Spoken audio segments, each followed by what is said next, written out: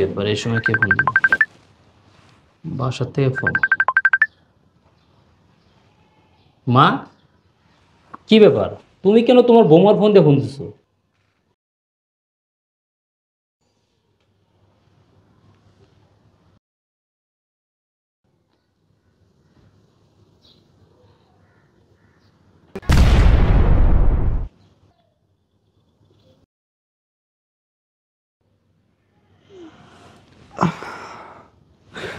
কি রে বুড়ি, তুই এখানে? এই মিষ্টি, মিষ্টি, আরে কি হয়েছে? দেখো না এই বুড়িটা আমাদের রুমে কি করছে। দেখেছো মিষ্টি, তুমি আমি এই রুমের মধ্যে শুয়ে আছি আর বুড়িটা আমাদের রুমের ভিতরে ঢুকে পড়েছে।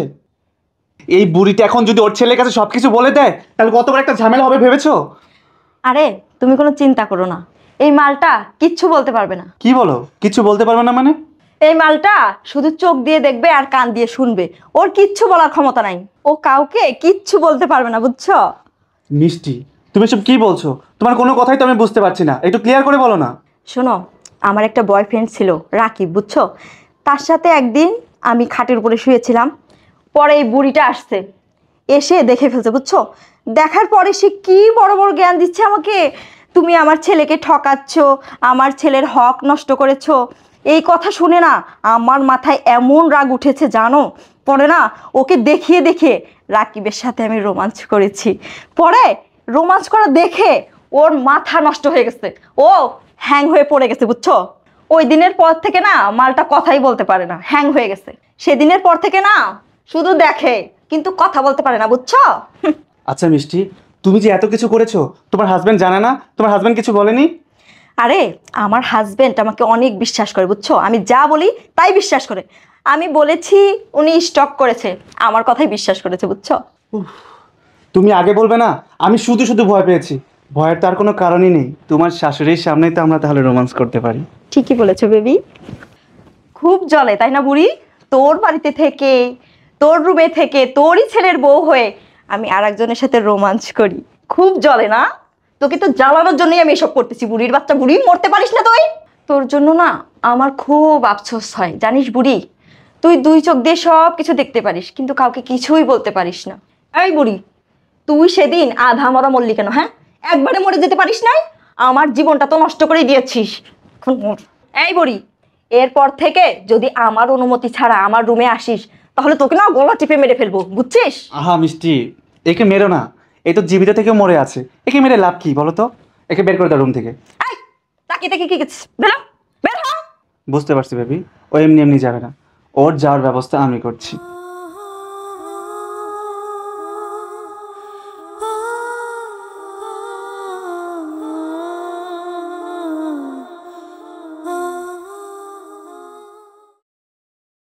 তার মানে ওর বয়ফ্রেন্ড আইনে আমার বাসার ভিতরে নষ্টামি করে, আর এইগুলো আমার মা দেখে সহ্য করতে না পেরে শখ খেয়ে তার মুখের জবান বন্ধ হয়ে গেছে। আর ও আমাকে বলছে আমার মা স্টক করছে না। ঠিক আছে, আমিও বাসা আসতেছি।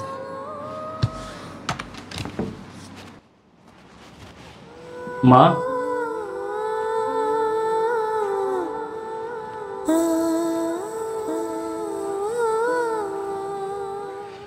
তোমাকে ছাড়া না আমি এক মিনিটও থাকতে পারি না, বুঝছো? আমারও কিছু ভালো লাগে না বেবি। তাই নাকি? আরে রুবেল, তুমি এই সময় বাসায়? হ্যাঁ আমি বাসায়, আমার বাসায়, আমার বেডরুমে। তোর নষ্টামের দিন শেষ। কি কি কি বলতেছো এসব? নষ্টামির দিন শেষ মানে? হ্যাঁ, ওই যে যারা ছাড়া থাকতে পারস না তার কাছে একবারে পাঠাই দেবো। দেখো, তুমি বিশ্বাস করো, তুমি ভুল বুঝতেছো আমাকে।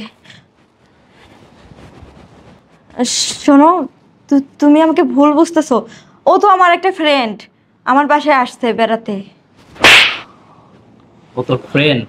আরে হ্যাঁ, আমি সত্যি কথাই বলতেছি, ও আমার ফ্রেন্ড। তাহলে তুই তোর এই ফ্রেন্ড নিয়ে প্রতিদিন আমার বাসায়, আমার বেডরুমে, আমার মায়ের চোখের সামনে নষ্টামি করস?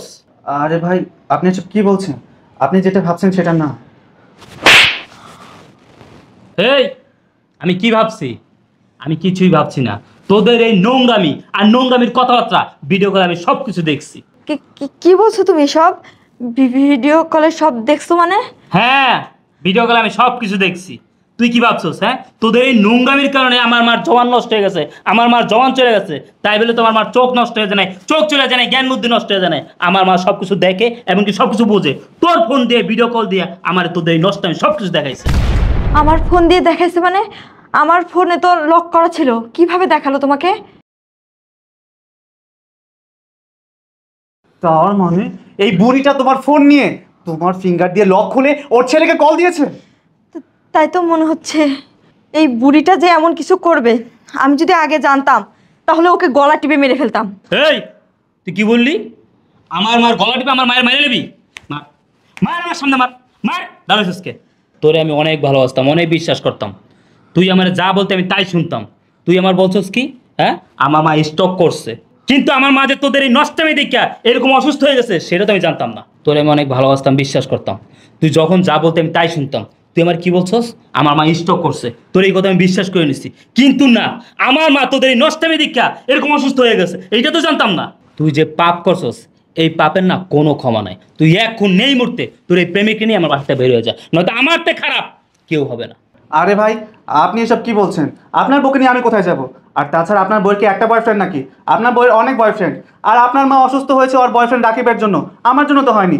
আপনার বউকে আমি কোথায় নিয়ে যাব? আমি কোথাও নিয়ে যেতে পারবো না। শ্রাবণ, তুমি আমাকে নেবে না মানে? তোমার সাথে ধরা খেয়েই তো আমার সংসারটা ভাঙলো। আজকে আমার কপালটা খারাপ, এর জন্য আমি ধরা পড়েছি। আর কি বললি তোকে নিয়ে যাব? এই আমি তোকে কোথায় নিয়ে যাবো রে? যেখানে তোর হাজবেন্ড আছে, হাজবেন্ড থাকা অবস্থায় হাজবেন্ডের বেডরুমে গিয়ে অন্য ছেলেদের সাথে নষ্টামি করিস, নোংরামি করিস। তোদের মতো মেয়েদের সাথে না এনজয় করা যায়, কিন্তু সংসার করা যায় না। শোন, আমি তোর দায়িত্ব কিছু সময়ের জন্য নিয়েছিলাম, সারা জীবনের জন্য নিতে পারবো না। আমার সাথে নেক্সট টাইম যোগাযোগ করার কথা কোনোভাবেই ভাববি না, কথাটা মনে রাখিস। চল। রুবেল, আমি অনেক বড় ভুল করে ফেলেছি, তুমি আমাকে প্লিজ ক্ষমা করে দাও। 1 তালাক, রুবেল, তুমি এরকমটা করতে পারো না। 2 তালাক, রুবেল, তুমি আমার কথা শোনো। 3 তালাক। রুবেল, আমার বাসাতে বাইরে, বের হ আমার বাসাতে।